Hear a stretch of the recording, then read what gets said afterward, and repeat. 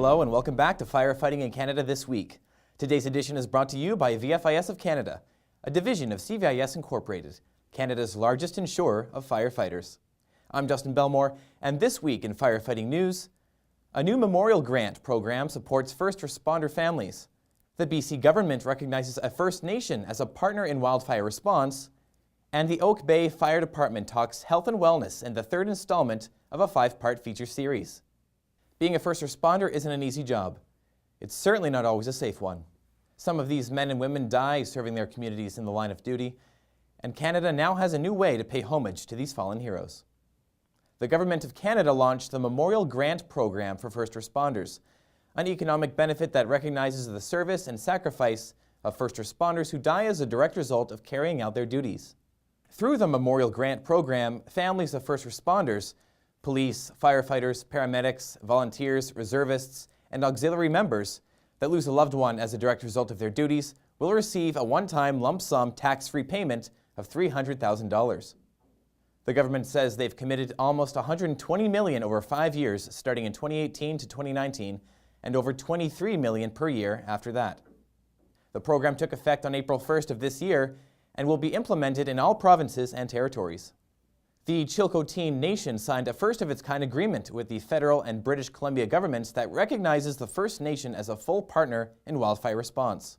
Through the agreement, the three governments will work together to identify best practices and build the First Nation community's capacity to manage emergencies.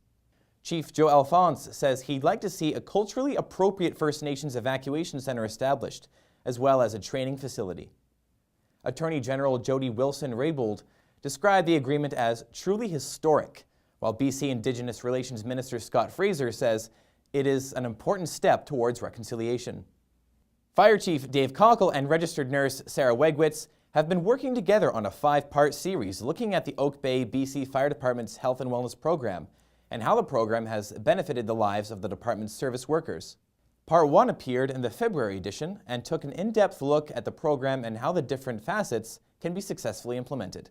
Part 2 explores how the Oak Bay Fire Department applies emergency principles to firefighters' health and well-being. What we're really excited about is having the firefighters' perspective on what's working well in our department, what have been some of the challenges and what have we addressed, how the program has been impacting their families. So there's been that really neat positive ripple effect.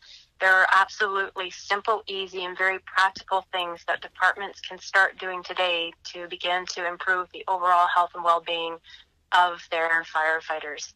So it's about thinking big and starting small and then taking action. Part 3 will appear in our May issue, followed by Part 4 in June, so keep an eye out. You can read the first 2 parts of the series and follow along at firefightingincanadamagazine.com.